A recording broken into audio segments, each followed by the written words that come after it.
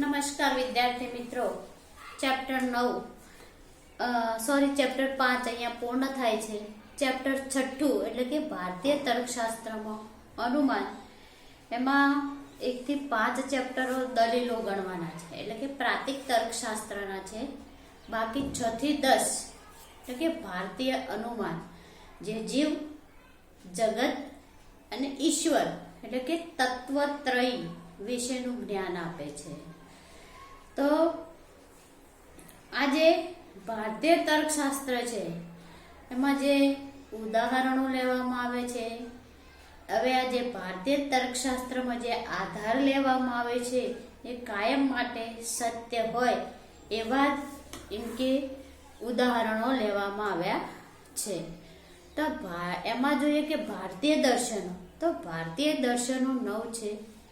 ચાર્વાક દર્શન, બૌદ્ધ દર્શન, જૈન, ન્યાય, વૈશેષિક, સાંખ્ય, યોગ, પૂર્વ મીમાંસા અને ઉત્તર મીમાંસા. આ બોર્ડની પરીક્ષામાં સી સેક્શનમાં 2 ગુણમાં આવે છે કે 9 દર્શનો કયા, તો ચાર્વાક, બૌદ્ધ, જૈન, ન્યાય, વૈશેષિક, સાંખ્ય, યોગ, પૂર્વ મીમાંસા અને ઉત્તર મીમાંસા. તો એને 9 દર્શનો અંગે, જ્ઞાન અંગે વિચારણા કરે છે. હવે આ જ્ઞાન અર્થાત કે અઅર્થાત હોય છે, અને અર્થાત તેમજ અર્થાત જ્ઞાનને પ્રમા અને અઅર્થાત જ્ઞાનને અપ્રમા તરીકે ઓળખવામાં આવે છે. હવે અર્થાત જ્ઞાન મેળવવાના સાધનોને પ્રમાણ કહેવામાં આવે છે. હવે જે પ્રમાણ એટલે કે શંકા અને ભ્રમણાથી મુક્ત એવા સત્ય જ્ઞાનની પ્રાપ્તિ થાય છે. તો આ સત્ય જ્ઞાન જે પ્રાપ્ત થાય એને પ્રમાણ તરીકે ઓળખવામાં આવે છે. અને ભારતીય દાર્શનિકો આનો વિશેષ અભ્યાસ કર્યો છે.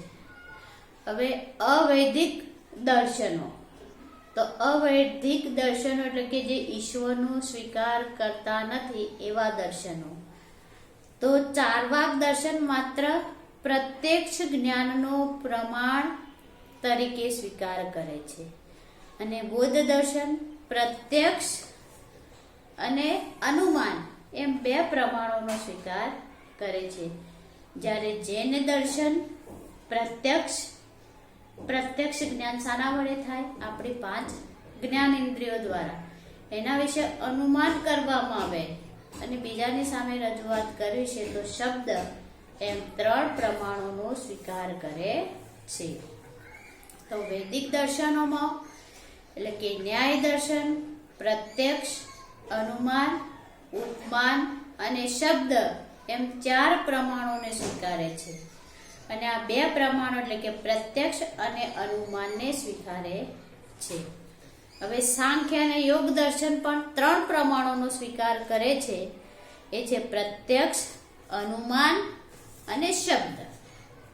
હવે પૂર્વ મીમાંસક પ્રભાકર મિશ્ર જ્ઞાનના 5 પ્રમાણોને સ્વીકારે છે. પ્રત્યક્ષ, અનુમાન, ઉપમાન, ઉપમાન એટલે કે પછીથી થતું જ્ઞાન, શબ્દ અને પ્રમાણોનો સ્વીકાર કરવો. હવે ઉત્તર મીમાંસકો એટલે કે શંકરાચાર્ય અને રામાનુજાચાર્ય બંને પ્રમાણો એટલે કે પ્રત્યક્ષ, અનુમાન અને શ્રુતિ એને સ્વીકારે છે.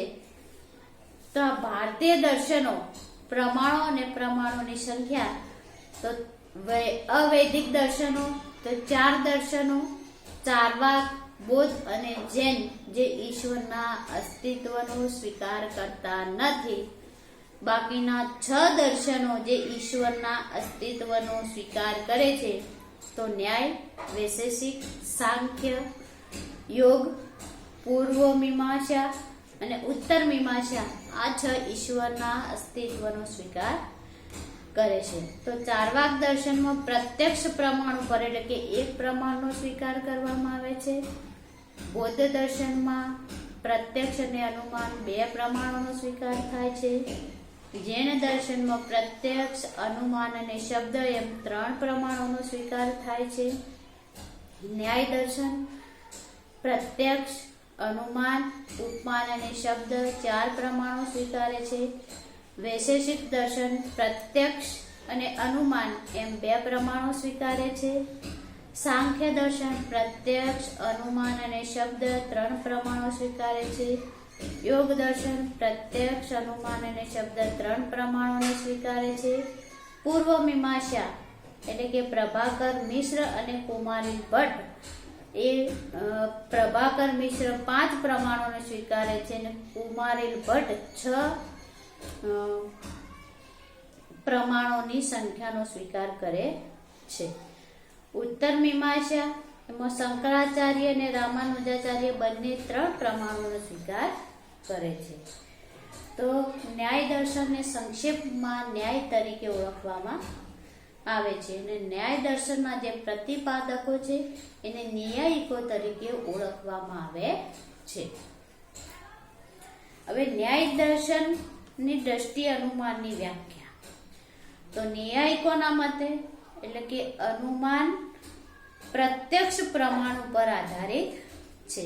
એટલે કે આપણી જે 5 ઇન્દ્રિયો નેતેન્દ્રિય, સ્વાદેન્દ્રિય, સ્પર્શેન્દ્રિય, ઘાણેન્દ્રિય અને સ્વાદેન્દ્રિય, તો એના દ્વારા પ્રાપ્ત થયેલું જ્ઞાન એટલે કે પ્રત્યક્ષ જ્ઞાન છે.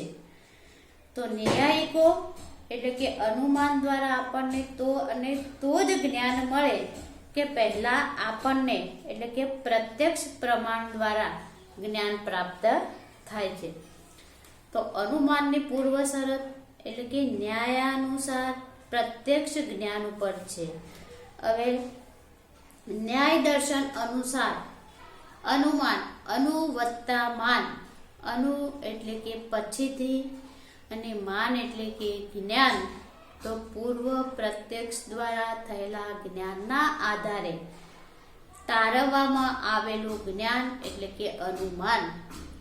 અને અનુમાન પ્રત્યક્ષ જ્ઞાનના આધાર વગર શક્ય બનતું નથી.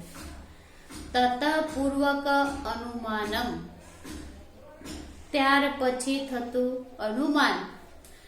તો એ માટે ન્યાયિકોના મતે અનુમાન એટલે કે જે પ્રત્યક્ષ વિષયો છે એ વિષયના જ્ઞાન પરથી એટલે કે તેની સાથે સંકળાયેલા અન્ય જે અપ્રત્યક્ષ વિષયો છે એનું જ્ઞાન મેળવવા માટે કરવામાં આવતી જે માનસિક પ્રવૃત્તિ છે એને અનુમાન કહેવામાં આવે છે.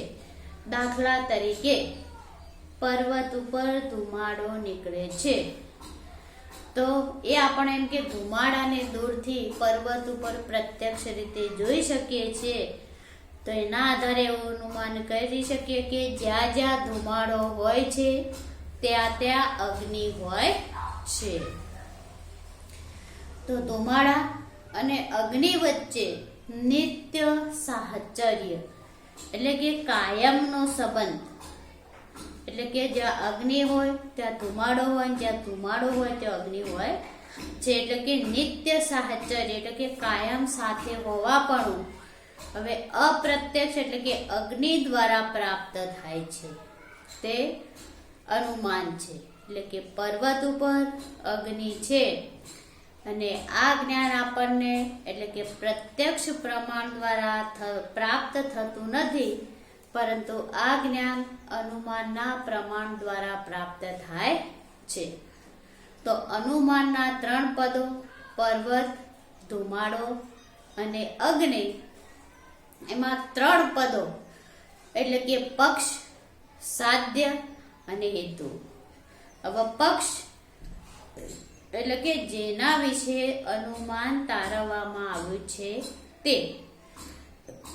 દાખલા તરીકે તે પર્વત ઉપર અગ્નિ છે, તો એ અનુમાન તારવવામાં આવ્યું હોય તો તેમાં એટલે કે તે પર્વત એ પક્ષપદ છે.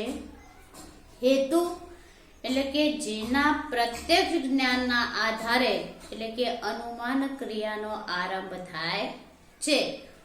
દાખલા તરીકે તે પર્વત ઉપર અગ્નિ છે, તો અનુમાન તારવવાની ક્રિયાનો આરંભ એટલે કે પર્વત ઉપર પ્રત્યક્ષ રીતે જોવા મળતો ધુમાડા ના જ્ઞાનથી થાય છે. તો આ અનુમાનમાં ધુમાડો એ હેતુ ગણવામાં આવે છે. હવે સાધ્ય એટલે કે અનુમાન દ્વારા પક્ષમાં જે સાબિત થાય છે તે, દાખલા તરીકે તે પર્વત ઉપર અગ્નિ છે.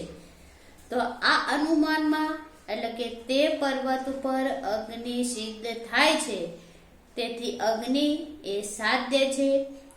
તો અનુમાનમાં આવતા 3 પદો એની વચ્ચેનો સંબંધ એટલે કે અનુમાનનું સ્વરૂપ આ પ્રમાણે સમજાવી શકાય કે હેતુની પક્ષમાં હાજરી છે એવું પ્રત્યક્ષ જ્ઞાન, હેતુ અને સાધ્ય સાથે એટલે કે વ્યાપ્તિ સંબંધ છે એ હકીકતની સ્મૃતિ થાય છે. તો ઉપરની 2 બાબતો એટલે કે અનુમાન ક્રિયાની અનિવાર્ય શરતો છે અને આ બંને શરતોનું પાલન થતું હોય તો એના આધારે એટલે કે પક્ષમાં સાધ્યની હાજરી છે એવું જ્ઞાન થાય તો અનુમાન દ્વારા મેળવેલું જ્ઞાન કહેવાય છે. દાખલા તરીકે તે પર્વત ઉપર ધુમાડો છે એવું પ્રત્યક્ષ જ્ઞાન જે થાય છે એટલે કે ધુમાડા અને અગ્નિ સાથે વ્યાપ્તિ સંબંધ જોવા મળે એવી સ્મૃતિ થાય તો એના આધારે એવું કહી શકાય કે તે પર્વત ઉપર અગ્નિ છે એવું અનુમાન તારવી શકીએ છે. એટલે કે અનુમાન એ પ્રમાણ છે અને પ્રમાણ વડે જે જ્ઞાન પ્રાપ્ત થાય છે એ અભ્રામક અને નિશંક રીતે સત્ય બને છે. તો જો અનુમાનની બંને શરતોનું પાલન થતું હોય તો એ અનુમાન વડે એટલે કે મેળવેલું જ્ઞાન નિશ્ચિત રીતે સત્ય છે. અર્થાત અનુમાન પ્રમાણ દ્વારા એટલે કે ઉત્પન્ન થયેલા જ્ઞાનની સત્યતા આજે 3 સાધનો છે એટલે કે પક્ષ, હેતુ અને સાધ્ય દ્વારા સાબિત થયેલી ગણવામાં આવે છે. એટલે કે અગ્નિ, પર્વત અને ધુમાડા સાથે સરખાવવામાં આવે છે.